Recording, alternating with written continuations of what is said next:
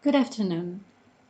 Welcome to the next lecture to the students of Erasmus of Faculty of Architecture, Wroclaw University of Science and Technology, still talking about the small architecture. So today I will be discussing the pavilions that are settled in the northern part of Portugal, in Porto and Matosinhos, that are very highly interesting. The pavilion that we see on the title page is the pavilion named She Changes, and it was designed by a sculptor artist, Janet Ehelman, who is famous for her temporary realizations. And this one's, the She Changes Pavilion, was the first one that was a fixed, permanent type of realization.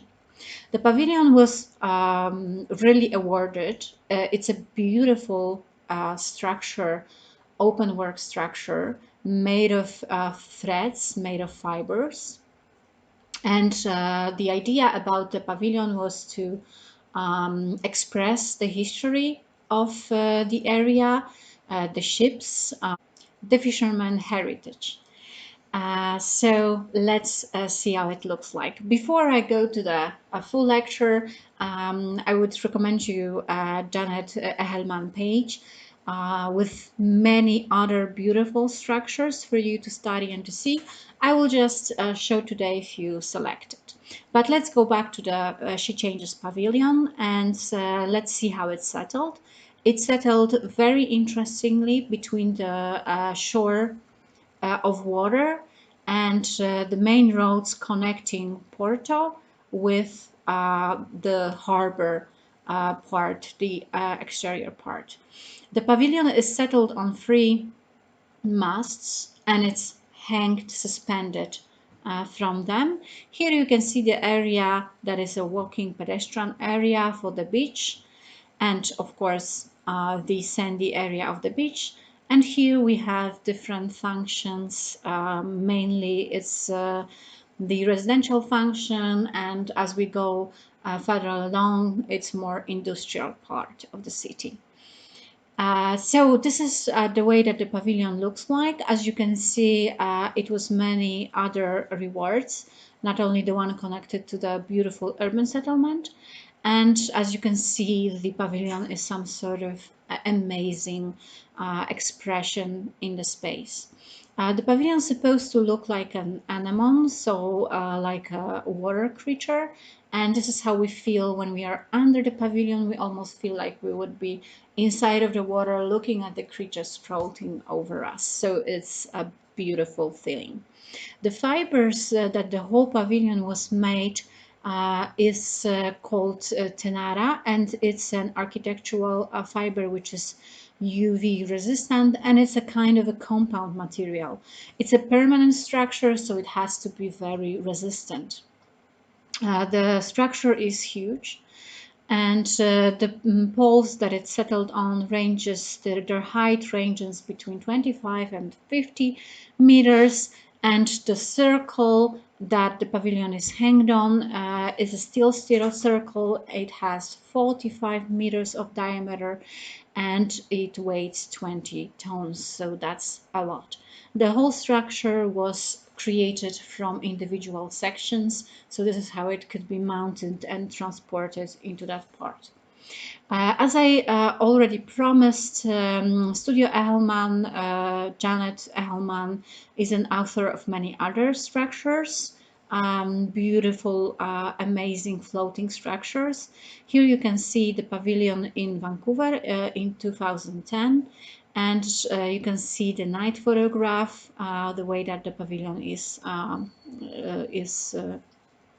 lit in the night time.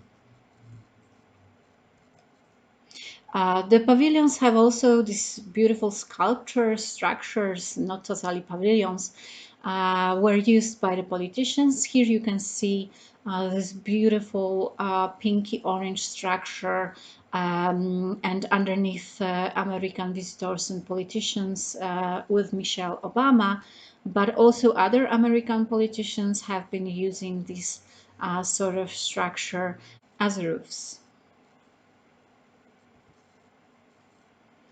And here you can see also beautiful handwork in Coimbra.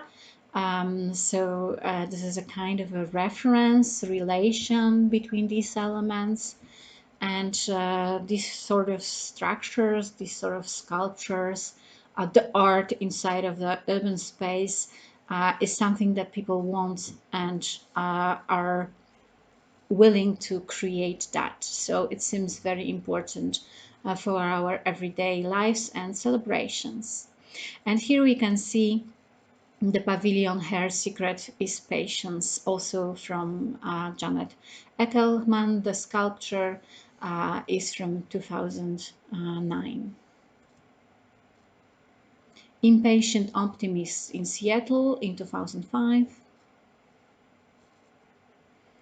And now next part of the lectures, we go further along the coast, and there we meet a tea house designed by Alvaro Siza that I have already mentioned in other lectures in Matosinhos. What is amazing about this pavilion is the way it is settled. It's settled in the meadow, very rocky side of the water front, and there's a lot of rocks that are there. And what I can only think of is that Caesar was inspired by these rocks because the building that he designed is elevating step by step with beautiful passages with stairs and ramps that are going, raising up, increasing in order to finish with the building. The building seems to be very flat with flat roofs extended in front of the elevations, and the color that is being used here, the white color with red parts of the roofing structure, is giving us this amazing feeling of connecting to traditions. Nowadays, the pavilion is no longer a tea house, it's a very exclusive restaurant. But this was the main function, the first function of this object. This is why the name tea house is still in use. And the pavilion was designed between 1998 till 2002. Here we can see the way that the pavilion is settled. So we can see the roads that are leading towards the pavilion. We can see the chapel that is very near the pavilion, and the roofs and the white walls, simple inspirations for our architect. And we can see the rocky waterfront that I have already aforementioned. And you can see that the pavilion is bended in the way to fit the front, to fit the rocks that are here. Also, it opens to an amazing view, and it has some beautiful perspectives. And it opens to a grassy area, but from here we have more like a front entrance. So the most important is the view from the main gastronomic rooms. Here we can see these white walls that are starting from here to build up and to give us this expressionist impression of the pavilion. This is how it looks like when you are standing below the structure. So you really are interested in what is going on behind it, and you want to go upwards to see not only the view but also the architecture that is here. Of course, this pavilion was also rewarded many times, and it's supposed to be also inspiration by the Gaudi's works. Here you can see the forms that are raising one above the other, the directions, beautiful, looking like a little bit chaotic, very asymmetrical, very contemporary type of architecture, and of course very characteristic for Caesar, the horizontal lines of windows.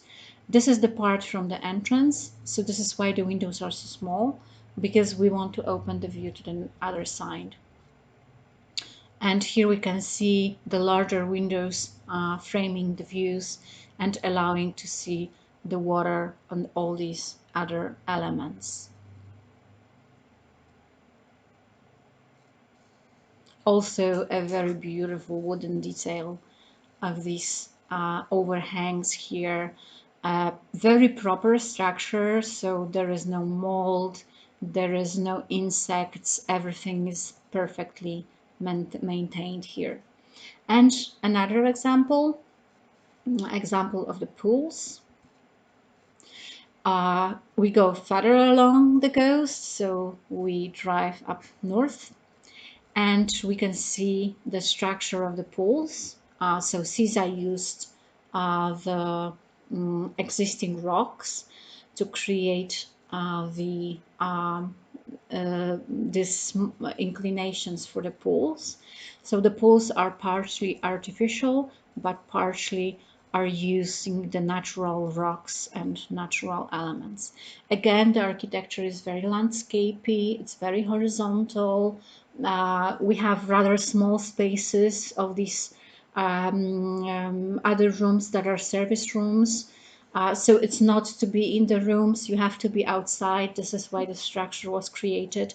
So the architecture tells you to go outside and use everything that is around it. Here you can see the Google photograph of the interior. So you can see the beautiful horizontal lines here. These are the cloakrooms, the bathrooms, everything you need to use the pools, and the pools that are part of the Raki system. So the architecture is really shaped into the surroundings. And here you can see the cloakrooms, the bathrooms. As you can see, the spaces are really, really small, not too comfortable. And the part with the pools, that is also a part of the landscape, and it doesn't ruin the landscape. It actually makes the landscape even more beautiful. And the simple furniture for the cafe here, just to use it not too comfortably, but comfortably enough during the beautiful sunny weather. Thank you very much for attention about these pavilions, and I ask you next week for the next lecture.